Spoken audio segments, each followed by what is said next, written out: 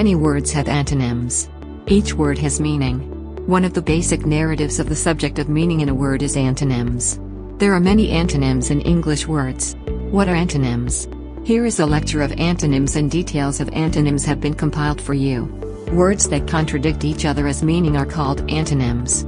In order for the English language to be used correctly, antonyms should be known so that people can express themselves correctly and effectively, as well as so that students are not forced to take exams. Antonyms words.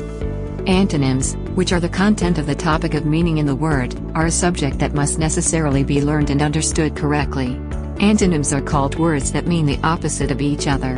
Instead of antonyms, words with opposite meanings can also be called opposite meanings. Words that are opposite in meaning can be used simultaneously in a sentence if they are not known. The inclusion of antonyms in the same sentence causes expression disorder.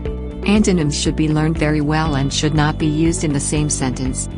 Lecturing antonyms words. We have learned that words that contradict each other in terms of their meaning are called antonyms. Antonyms are words that express the exact opposite of one another in terms of meaning, such as good and bad.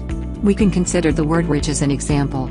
The word rich refers to the excess in the sense of number of money or any property that has material value in a person's hands.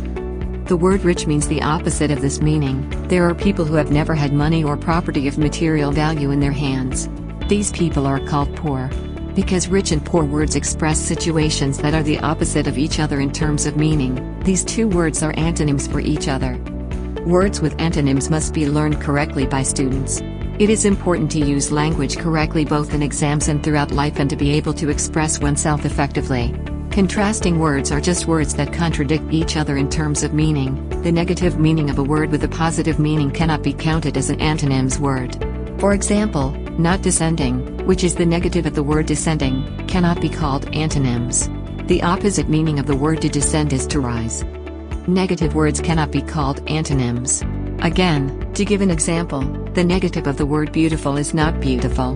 But the opposite of the word beautiful is ugly. The two are different words. Not every word has the opposite meaning. Antonyms appear in concepts that can be graded in general.